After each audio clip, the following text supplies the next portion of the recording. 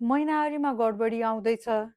हिजो अस्ति भइरहेको महिनावारी जुन महिनामा निरन्तर 30-30 दिनमा हुन्थ्यो, अब 15-15, 20-20 दिनमा आउन थालेको छ। या 3-4 महिनाको गडबडीमा आइरहेको छ। या पहिला थोरै थोरै ब्लिडिङ हुन्थ्यो, अहिले अत्याधिक ब्लिडिङ हुन थालेको छ। हरेक महिनाको बीच-बीचमा ब्लिडिङ आउन थालेको छ। र उमेर, सबैभन्दा इम्पोर्टेन्ट त हाम्रो उमेरै भयो। उमेर 40-45 या 45 भन्दा माथि 50 को वरिपरिमा हुनुहुन्छ भने चाहिँ अब महिनावारी सुक्न लागेको हो कि भन्ने रिस्क हुन्छ, जुनलाई हामीले पेरिमेनोपोजल सिम्पटम्स भन्छौँ। यसमा एउटा त हाम्रो महिनावारीकै समस्याको कुरा आयो।